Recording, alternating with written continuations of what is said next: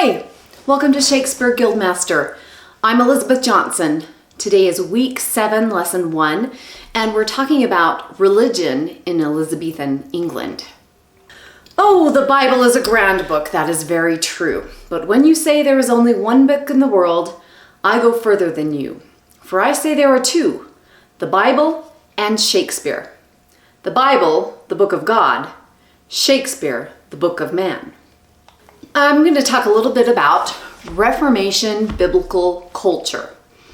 It's difficult for us to imagine how religious the culture was during the Elizabethan era and throughout much of Christian history.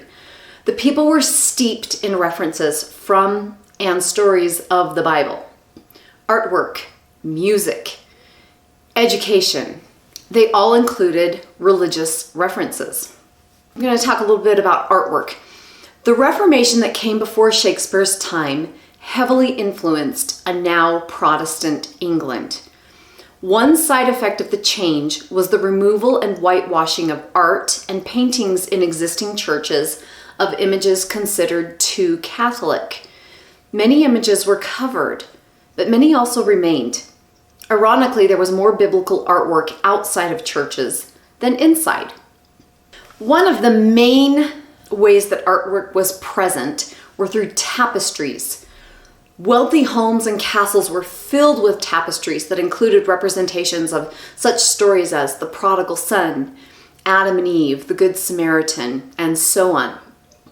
King Henry VIII had a collection of tapestries that depicted the Passion of Christ, David and Bathsheba, the history of Abraham, and the life of St. Paul.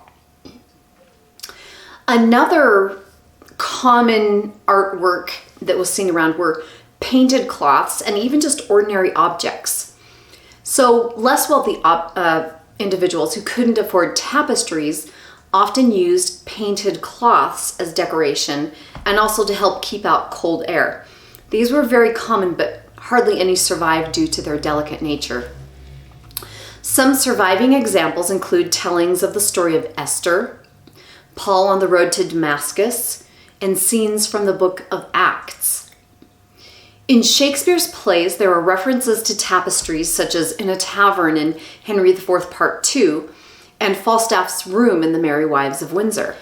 Everyday objects that included depictions of biblical stories include embroidered seat cushions, wooden knife sheaths, lace panels, chests, bowls, murals on walls, and prints hung on walls of all kinds of homes, taverns, etc.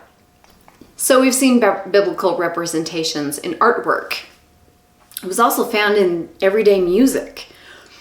Ballads, just popular ballads that were sung by everyone, and street musicians and ordinary folks, even in taverns, were frequently based on biblical stories. There was an aim to replace the stories of Catholic saints' lives with characters and events from the Old Testament. New Testament stories were popular also. Some titles of these ballads included A Ballad of Adam and Eve, Jephthah, Judge of Israel, The Proverbs of Solomon, When Jesus Christ Was 12, Joseph and Mary, and many others. By law, individuals in the Elizabethan time were required to attend church every Sunday and on important holidays. If you did not attend, you risked fines and imprisonment. Shakespeare's own father was placed on the Stratford list of non-attenders in 1592 for fear of process of debt.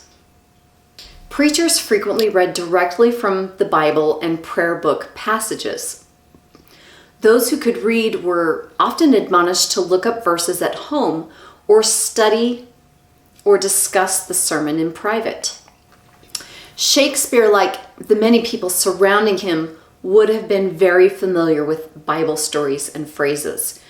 There is evidence in his plays that he quoted from the Geneva Bible, which was a personal study Bible, and the Bishop's Bible, which would have been read from the pulpit. Also quoted in his plays are passages from the Book of Common Prayer and popular scriptural commentaries. The Geneva Bible was the first Bible produced specifically for personal study.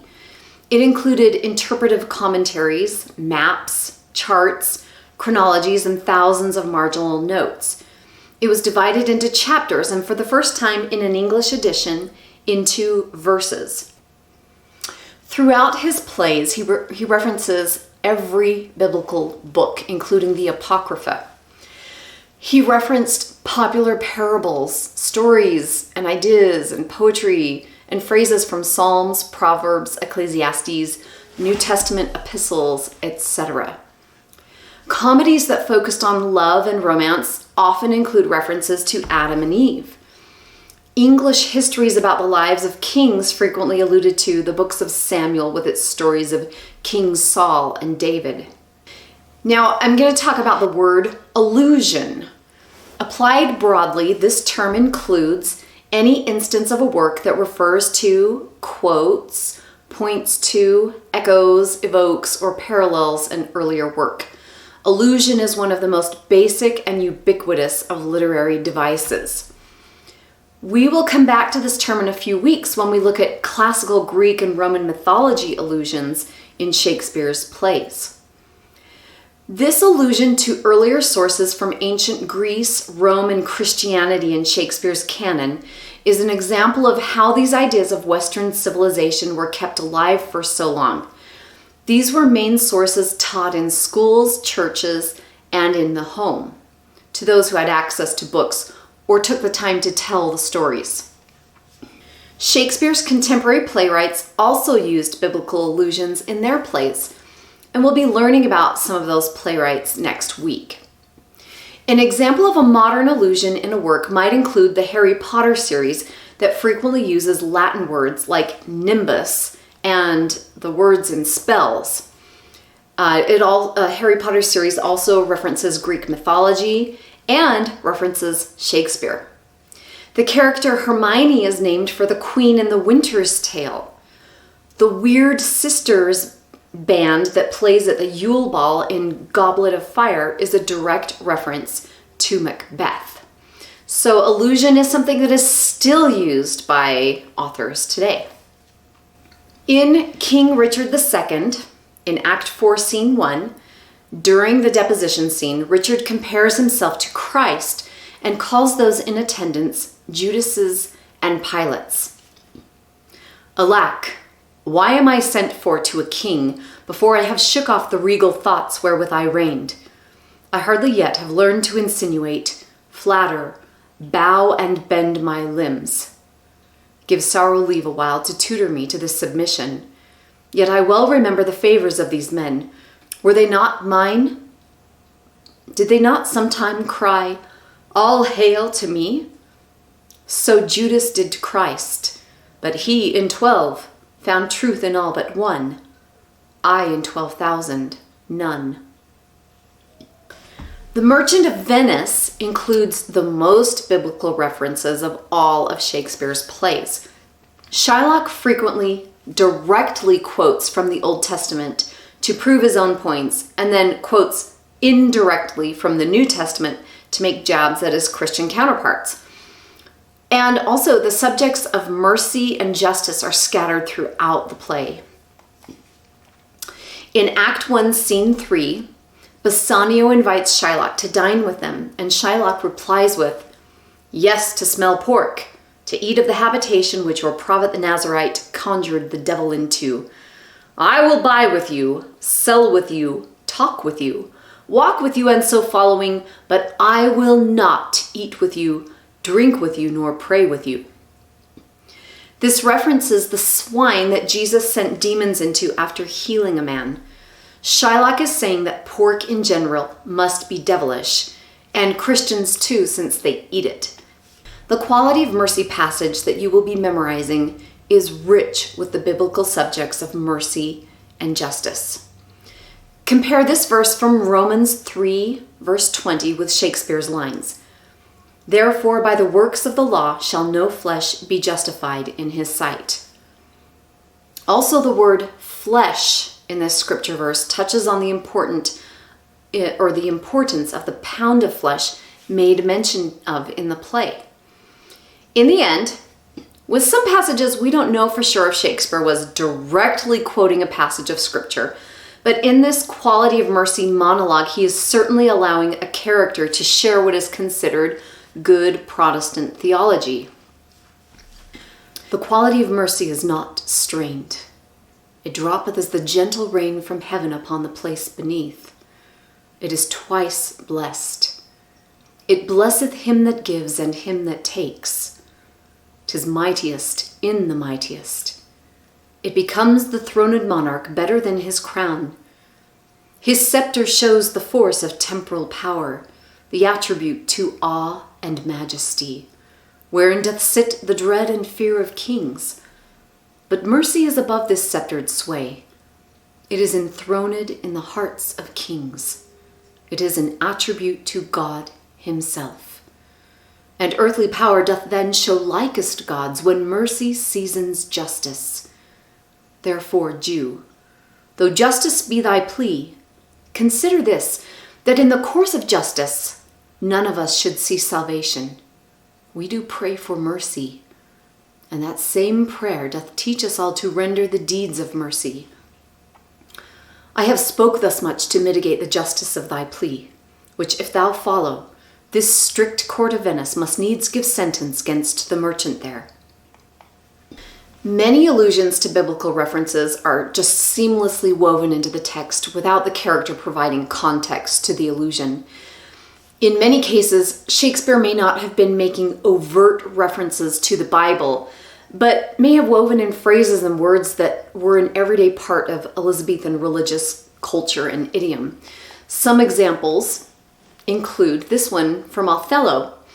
In this play, a jealous and vindictive character named Iago, who puts in place a plan to deceive Othello about his wife Desdemona, declares, "I am not what I am."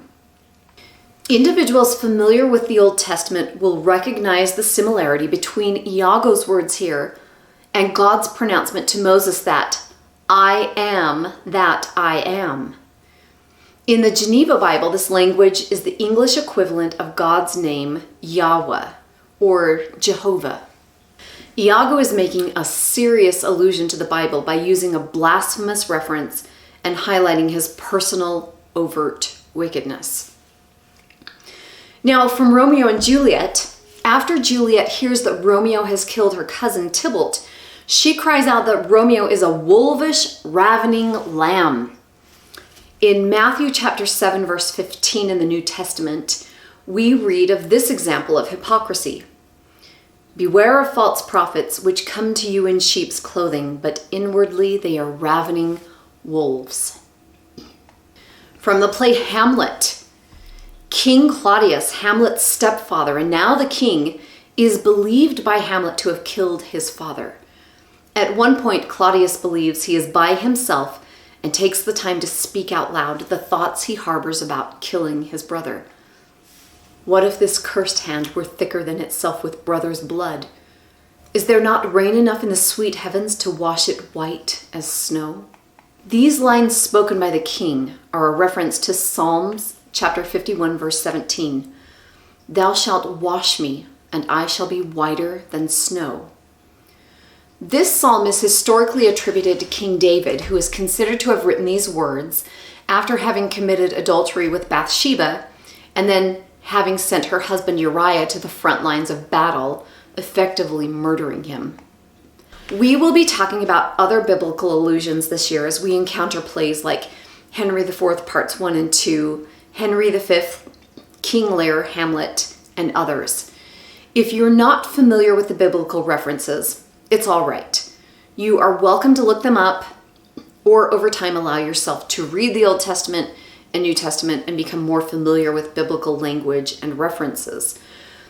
This topic highlights how influential the Bible has been on literature in Western civilization and allows us a peek into the influence of the Bible during Shakespeare's day, a time when literature was taking off and writers were experimenting with poetic styles, literary devices, and printing presses were making many books more available to those who could afford them. Allusions in literature allow the reader to work in tandem with the author. Understanding of the text can take on richer meaning if the reader understands the reference to a previous work. Just like the example of Harry Potter. Whether or not you've read Harry Potter, those who do read him, if they don't know the Greek mythology references or the Latin word references or even the Shakespeare references, they'll miss out a little bit on what the author is doing. Dialogue spoken by a person that includes an allusion can reveal much about his or her character. Like Iago from Othello or Falstaff in the Henry IV series, their allusions may reveal a blasphemous tendency, or it may reveal a serious or humorous undertone. Now, your assignments for this week are to read The Merchant of Venice, Act 1, before Lesson 4. Your memorization is to review passages from Romeo and Juliet and As You Like It, and to look ahead at the passage we begin this week, I Am a Jew. Student presentation comments. If you have not yet watched other student presentation videos or read some papers, take time to do so and provide feedback to at least 3 of them. That's all I've got for today. I'll see you next time.